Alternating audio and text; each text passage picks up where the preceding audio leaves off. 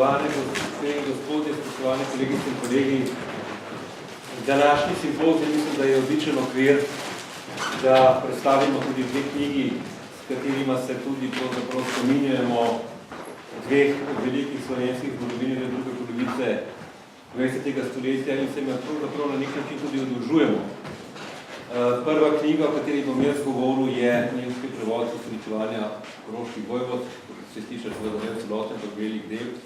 In druga je knjiga Ferda Gestrina Svetlo Krimo, ki ga bo predstavil tudi urednik Otto Lutar.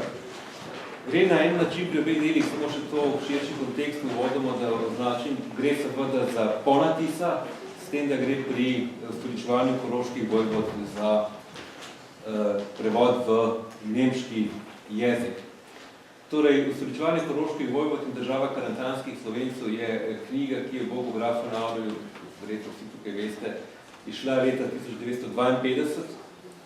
Avtor je bil takrat star 36 let. Torej, bil je v letih, ki bi danes rekli, ko zgodovinarji, ki stopajo na pot akademske kariere, končajo svojo habilitacijsko delo. In ta habilitacijska dela so v marsikaterih znanstvenih biografijah tudi najpomembnejša dela, ki jih zgodovinar v svojem življenju napiše. In glede dela, glede ustoličevanja pravzaprav lahko tudi v retrospektivno ustoličevanje koroških vojvod in država karantanskih Slovencev je bilo Grafu Navrjev opus magnum, gotovo njegovo najpomembnejše znanstveno delo. Išlo je kot sedmi, tukaj pri Slovenski akademiji znanosti in umetnosti, kot sedmi zvezek v seriji dela prvega razreda SAZU. In zdaj 64 let kasneje se je pravzaprav krog na nek način zaprl, ker je tudi ta nemški prevod išel kot zvezek v tej isti zbirki, v delih prvega razreda, kot 40. zvezek, obenem pa tudi kot 49. zvezek zbirke zgodovinskega časopisa, kar ima čisto utilitarne vzroke, namreč le z združenimi močmi smo lahko ob današnjih zaostrenih finančnih razmerah lahko objavili to delo. Zraven pa je pomagala tudi znanstvena založba Filozofske fakultete in bi rekel, znaki vseh treh inštitucij, vseh treh zbirk so tudi tukaj na naslovnici navedeni. Kaj odlikuje to Graf Navrjevo delo, oziroma zakaj je še 64 let po svoji objavi ohranilo svojo vrednost in zakaj se nam je zdelo smiselno, da je še vedno smiselno, da se prevede v nemščino. 64 let je seveda v zgodovinopisni produkciji zelo dolga doba in dela praviloma, ki so toliko stara, niso več aktualna. To še vedno je. In v zgodovinopisni je prišlo tako, in to je recimo en znan nemški zgodovinar, ki je deloval v Franciji, tudi dejatelj Vero Šalbril, večkrat povedal, kar ostane v zgodovinopiscu trajnega, to so edicije verov. Tukaj nimamo opravka z edicijo verov, ampak imamo v veliki meri opravka z veri za ustoličevanje koroških vojvod in to je tisto trajno, kar je pri tem delu ostalo. Graf Navrjevo ustoličevanje je do danes najobsežnejša, še vedno najobsežnejša monografija o tem problemu in do izida monografije Hans Dietricha Kahla, ki je nažalost letos umrl, o državi karantancev, je bil to tudi najobsežnejši tekst o karantanskih zgodovini. Kahlova monografija je šla leta 2002, tudi v okviru enega akademijskih publikacij in v okviru neke simpozija, kot suplementum velikega simpozija o slovenski zgodovini med antiko in slovenski. Knjiga Grafa Navrja vsebuje popoln pregled literature do 1950. Torej, za starejšo literaturo bo vsak, ki se ukvarja s tem vprašanjem, moral pogledati to knjigo. Kar je še bolj pomembno, ima kompleten pregled verov za ustoličevanje. In to je tisto, kar je seveda povsem trajno ostalo tudi do danes. Od časa, ki je Graf Navrjevo napisal svojo knjigo, ni bil tako rekoč, lahko rečemo, odkrit noben nov vir za ustoličevanje. Ena mehna izjema je mogoče nek historiografski tekst, poljski historiografski tekst, ki pa je pravzaprav za samo ustoličevanje marginalen, gre bolj za vprašanje recepcije tega, razumevanja tega ustoličevanja tudi na daljnih koncih Evrope. Zopet, kar je povsem temeljnega pomena v tej knjigi, je to, da je Grafenauer pravzaprav edini do sedaj v tej monografiji predložil tekstno kritiko dveh urinkov švabskega zrcala, ki povzročata vsem, ki se ukvarjajo z interpretacijo ustoličevanja največjih težav, največjih problemov. Kot veste, gre za dva urinka v tekst pravne narave. Eden izvira iz 14. drugi iz 15. stoletja in vprašanje je seveda, kdaj ste nastale in kakšne nujne razmere tudi do ostalih virov. Tukaj je Grafenauer postavil eno analogijo, da je ta dva vira, oziroma ta urinek v švabsko zrcalo postavil na sam začetek vseh poznanih virov, ki neposredno govorijo o ustoličevanju. S tem je zakoličil tudi interpretacijo. Nekateri postavljajo ta nastanek urinka v švabsko zrcalo šele v 14. stoletje, recimo v čas Rudolfa IV. S tem se je popolnoma spremenila vsa interpretacija zgodovinskih virov. V tej knjigi je seveda na podlagi teh obsežne in natančne, podrobne analize virov, rekonstrukcije razmerja med njimi, seveda predložil tudi eno obsežno interpretacijo in rekonstrukcijo samega obreda, ki se je spreminjal skozi zgodovinski čas. Povezali se skupaj še z enim pomembnim vprašanjem koroško-slovenske zgodovine, če hočete, to je vprašanje Koseza. Koses je v poznem srednjem veku ustoličevalec koroškega vojvode in odkje je mu ta vloga. In po švabskem zrcalu so Kosezi tisti, ki pravzaprav volijo novega vojvoda. Potem govorim o švabskem zrcalu. Odkje je Kosezom, ki jih poznamo kot privilegiran kmečki sloj, takšna odločujoča vloga. In tukaj po eni obsežni analizi koseškega vprašanja Grafenauer pravzaprav videl v njih izvor Kosezov v vojaškem spremstvu ali družini karantanskega kneza. Torej, to nakratko nekaj o tem vsebini te knjige. Napisane se seveda v slovenščini. Posledica tega dejstva je bila ta, da je bila pri nas seveda zelo dobro recipirana, da so bile njene ugotovitve takoj sprejete v preglede slovenskih zgodovin. Tudi sam seveda se je naslonil na to, ko je pisal svojo zgodovino slovenskega naroda. Medtem, ker bil tudi ni seveda kome recipirana. Bila je sicer poznana, zahvaljujoč, tudi citirala se je, zahvaljujoč zelo obsežnemu nemškemu povzetku, ki pa vendarle ne more nadomestiti integralnega teksta. In to je seveda eden od pomembnih razlogov, zakaj smo se pred leti odločili, da bi to delo prevedli v nemščino. Namreč, spremljali ste lahko diskusije povezane tudi z tem, da smo pri nas knežji kamen, da postal pri nas knežji kamen en nosilni zgodovinski simbol slovenske zgodovine, da smo ga zaradi tega prihajalo do konfliktov z koroško politiko ali z koroškim razumevanjem tega vprašanja. Torej, tudi v tem kontekstu se je pokazalo in tudi v znanstvenih diskusijah, da je vprašanje ustoličevanja koroških vojvod še vedno zelo aktualno zgodovinopisno vprašanje. Vprašanje, pri katerem imamo zelo različne interpretacije, zelo različne poglede, tudi zelo diametralno nasprotne poglede. Torej, diskusija je še živa. Diskusija je pomembna, diskusija je odprta in zdelo se nam je smiselno in pomembno, da ta eden tekst, ki ima še vedno, ki je pravzaprav temeljna podlaga za vsakršnokoli resno ukvarjanje z ustoličevanjem, da ga prevedemo v nemščino in s tem naredimo dostopno tudi širši znanstveni javnosti. To je bil pravzaprav glavni razlog in v tem oziru ta knjiga še po 64 letih ni izgubila na svoji aktualnosti. Torej, to so bili razlogi, da se je zdelo smiselno to knjigo prevesti. Ideja ni nova, oziroma bi rekel, ideja za ta prevod je prišla že kar precej let. To je bilo že že dolgo časa nazaj, več kot 10 let. Knjige imajo svojo usodo in ta ima tudi svojo usodo. Od začetka dela na prevodu pa do realizacije, kot je minilo precej časa.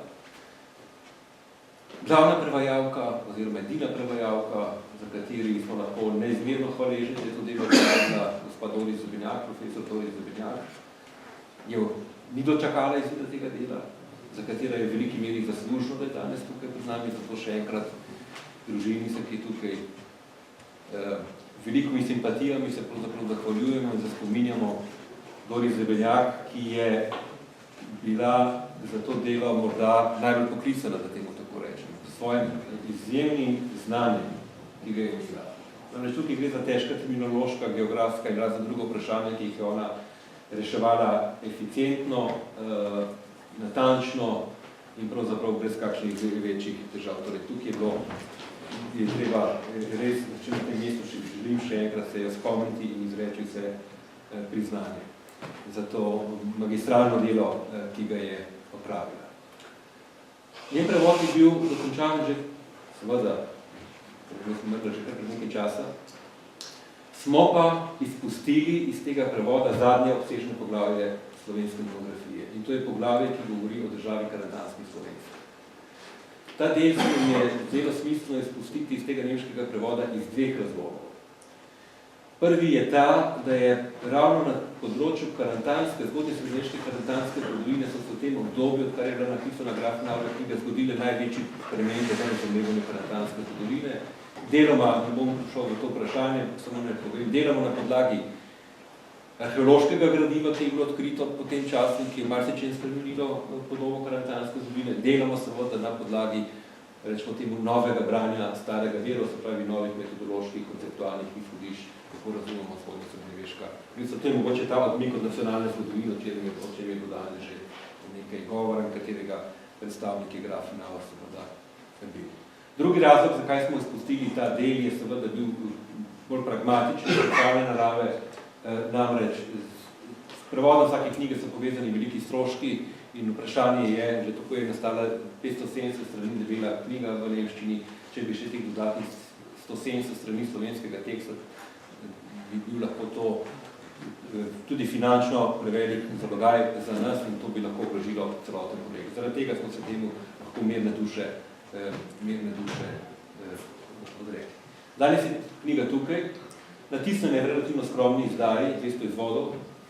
Namenjena je seveda znanstveni publiki, tukaj gre za strogo znanstveno delo in želimo si seveda, da bo to temno Grafenauer delo s tem prevodom seveda recipirano na način, kot je to za znanstvena dela potrebno, tudi v nemško govornem ali v sploh širšem znanstvenem prostoru. In želimo si seveda, da bo s tem prevodom diskusija okrog ustoličenja mogoče dobila nove pospeške in nove spodbude. Čisto za konec in čisto na kratko se želim samo še enkrat zahvaliti vsem, ki so sodelovali pri realizaciji tega projekta. V prvi vrsti obema mojima sourednikoma, kolegu Haraldu Kralj-Winklerju iz Celovške univerze, ki je prevzel nehvaležno in težko nalogo redakcije nemškega prevoda tega dela. Kljub vsem briljantnosti prevoda, ki je seveda opravila pokojna Doris Debeljak, je bilo cela vrsta drobnjakarskega dela, kot recimo ilustrirano z enim primerom. Bogo Grafenauer je veliko citiral iz nemške literature in to je prevajal v slovenščino. Doris Debeljak ni imela časa in možnosti, da bi te citate piskala v nemški literaturi in tako je to prevajala iz slovenščine nazaj v nemščino. Torej, poiskati je potrebo vso to relevantno literaturo, poiskati te citate in jih ugraditi v nemški tekst. Na marsikaterem mestu je potrebo dopolniti znanstveni aparat in podobne stvari. To je delo, ki ga je kolega Harald Kralj-Winkler opravil izvrstno, tako da v okviru, kar se tiče znanstvenega aparata, kako rečem, da prevod presega original. Darja Mihelič na drugi strani prav tako seveda prevzela eno veliko breme, že ko se je stvar prevajala na začetku je intenzivno pravzaprav vodila to delo, prvi dogovor z Doris Debeljak, mislim, da je šel preko tebe, literaturo priskrbeli in tako naprej in zdaj na koncu seveda prevzela tudi eno nujno potrebno delo za takšne predstavitve in hkrati skrajno nehvaležno delo, to je seveda izpostava registra, ki ga ena takšna knjiga mora biti. Rad bi se zahvalil tudi študentom zgodovine Trem, ki so pomagali pri tem delu, to je Matic Batič, Jože Glavič in na koncu Ana Jenko, ki je tudi sodelovala zlasti pri branju korekturi in pri vsem tem delu. Torej, brez pomoči vseh teh se danes tega dela ne bi bilo. Prav tako tega dela danes ne bi bilo seveda brez finančne pomoči, kjer se zahvaljujem Slovenski akademiji znanosti in umetnosti, ki je večkrat prispevala sredstva za prevod in seveda na koncu zdaj tudi agenciji RRS-ju za raziskovalno dejavnost in znanstveni izročbe filozofske fakultete, torej vse te 3 inštitucije so omogočile in finančnem pogledu, da je delo tudi išlo. Toliko imam iz moje strani, zdaj še, če imate mogoče vidve. Jaz bi samo to rekla, da sem tudi zelo hvaležna, da je ta stvar končno izšla. Prvo, rečeno je že več kot desetletje nazaj dal Janko Pleterski na razredu akademije, na končno je to spelo do konca Peter Štih in to je bilo veliko muje s tem, da je in uredil in da je tudi pridobil Haralda Gravinterja, ki je, kot je rečeno, opravil to težko in zahtevno delo. Sama sem delo samo spremljala, bolj pa večkrat tehnično pomagala, na koncu, ko je bilo pa treba narediti register, je bilo pa časa relativno malo, tako da ni čisto tako izdelan, kot smo želeli. Jaz sem naredila najprej register v grobem, potem pa je bilo treba večkrat poenostaviti in tudi tukaj je Harald pomagal.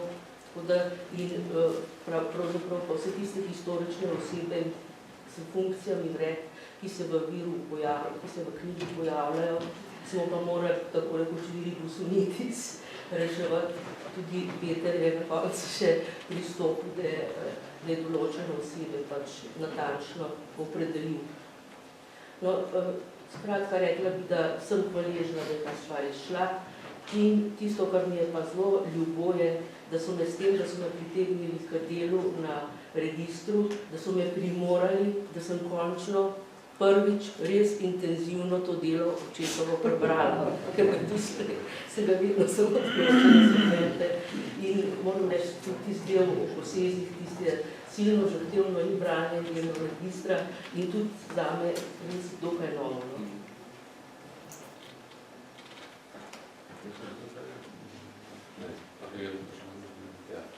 Torej, kolega Hajna, če kakšno vprašanje bi odgovarjal, da smo nekaj.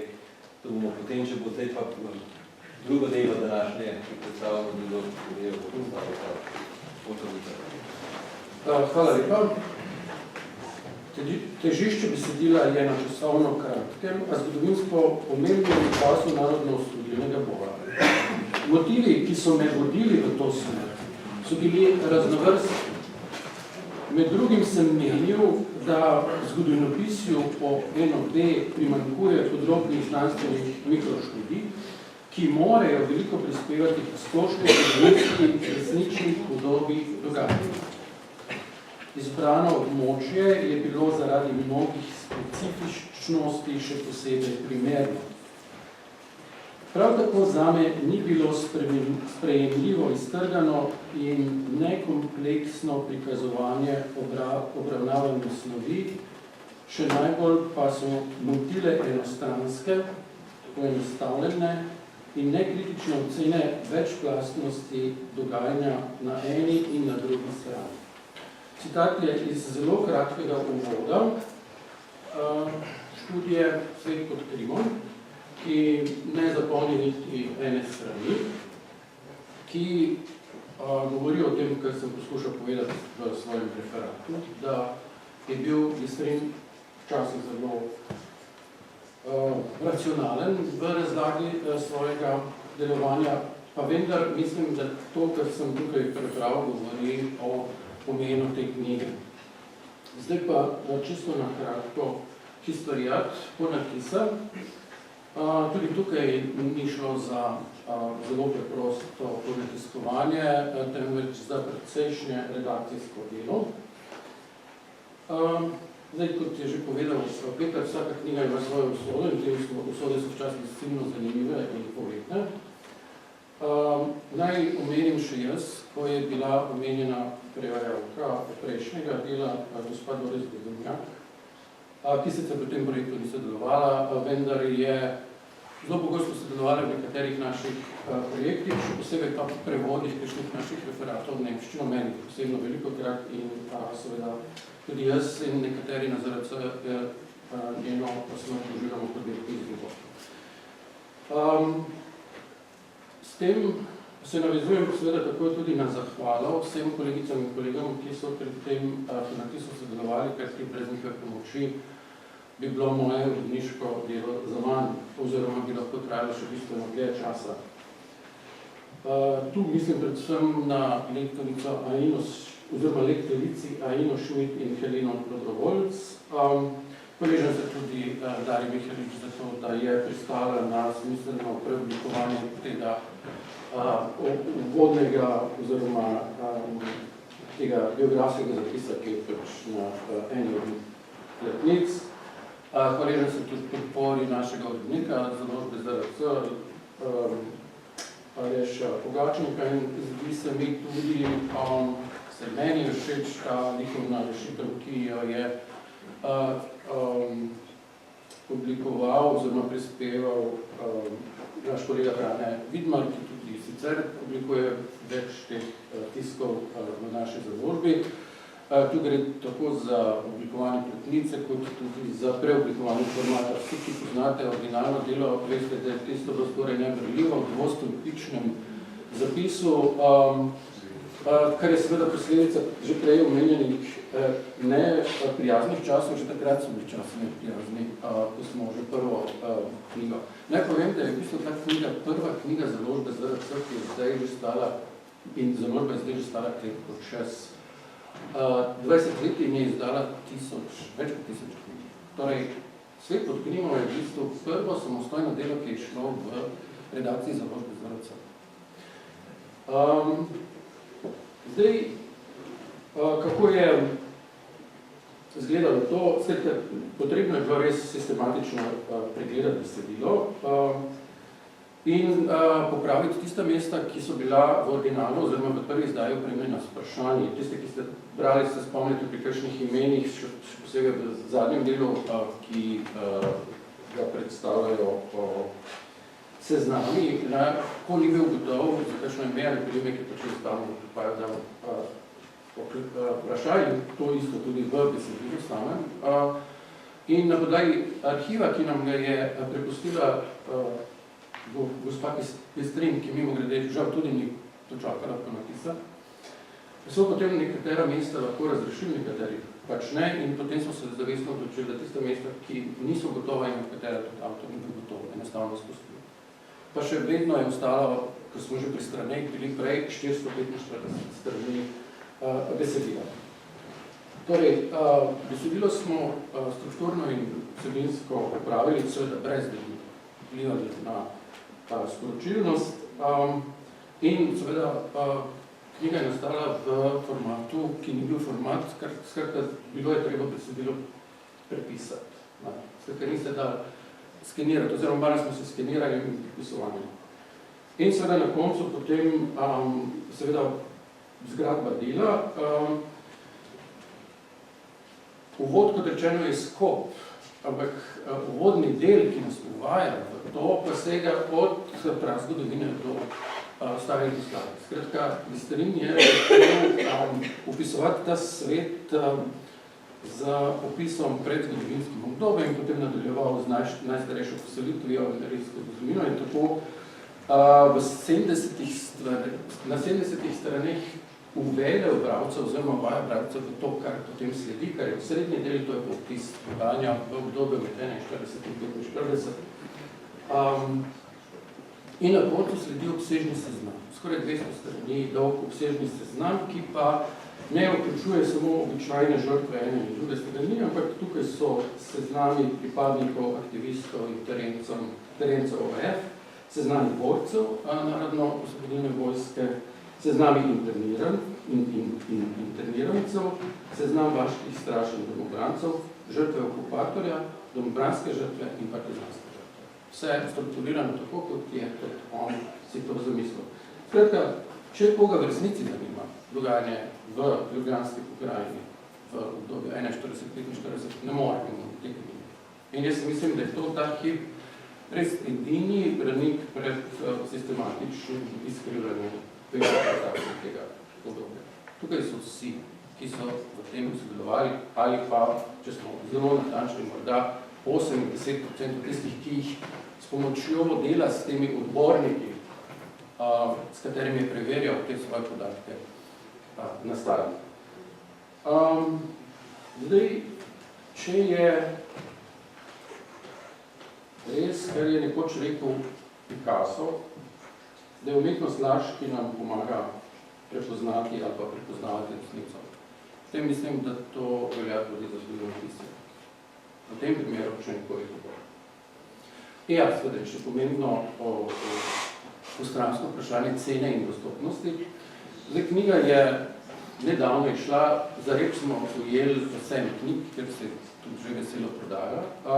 Zdaj, v kratkem bo prišla tudi v to nadstropje, upam, da zdaj že je razstavljena ob tej drugi knjigi tukaj v predvedju in tisti, ki bi jo želeli imeti, lahko danes izkoristite simpozijsko ceno. Zdaj, v založbi se res vedno prizadevamo, da bi te cene bile dostopne in verjamem, da 24 € za 445 strani predocenega zapisa ni preveliko. Kakšen je pa simpozijski popust danes, bo pa povedala kolegica, ki bo oziroma ki je potem knjige že ponesla.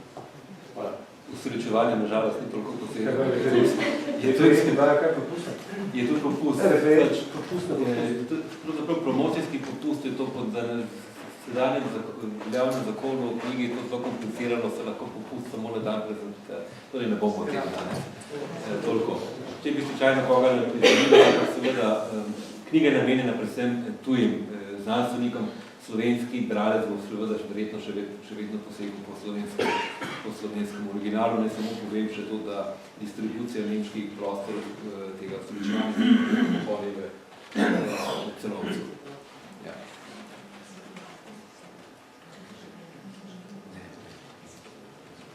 V redu. Kakšno vprašanje mogoče? Prosim.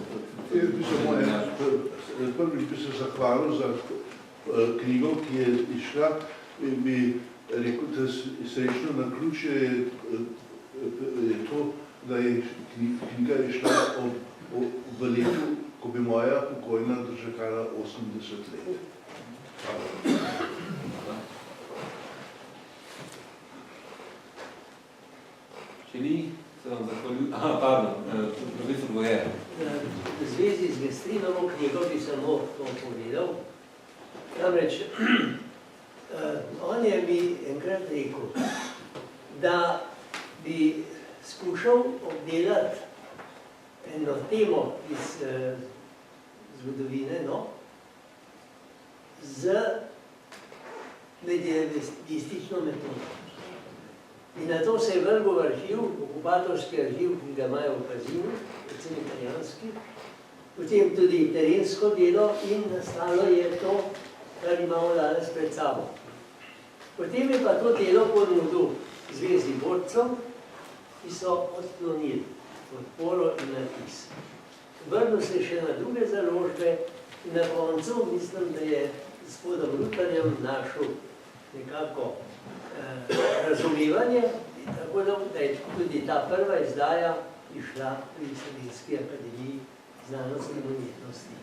Jaz mislim, da je prav, da je ta ponatis izšel, ker izgleda, da je tudi izdušil kot prva izdaja, ker prva izdaja je bila zelo relativno tenka, sam večji format. Prva izdaja je bila ekonomska, kar pomeni, da smo stlačali največ možni vseh na eno stran, kar je naredilo knjigo neberljivo. Ampak knjiga je bila v 2 letih razprodana. Jaz poznam ljudi, ki so kupili po 10-12 izvodov. Pretežno ljudje iz teh podkrimskih vasi, iz teh 39 vasi in zaselkov, ki jih bomo tukaj obravnavali. Skratka, identično besedilo, samo prečiščeno in če smem povedati, jaz sem verjetno edini, ki je 5-krat res besedilo prebral od začetka do konca in tukaj se tudi vidi, kakšne volje je bil, ko je pisal kakšno poglavje. Je besedilo, ki zelo teče. So pa bili dela besedila, ki so bili zelo okorni. To smo minimalno s tem, da ne bi, kot rečeno, posegali v sporočilnost, poskušali rešiti, tako da bi se zdaj. steče, ampak obseg je identičen. Profesor Bestrinjo v tej knjigi, ki je šla, ne, je rekel, da je s tem poplačal dolg svojim prednikom, ampak je rekel, da zdaj pa ne vem, če bom na tistem koncu še zaželjen. Tega se je bal. Morda še kdo? Če ne, se vam zahvaljujem. S tem zaključujemo naš dopoldanski del. Sedaj imamo približno 1 uro, oziroma še nekoliko več časa. Začenjamo 14:20 minut z dopoldanskim delom. Referentje, ki ste že nastopili, ki še bodo, ste vabljeni na kosilo. Ostali pa se upam vidimo v takšnem. Hvala lepa.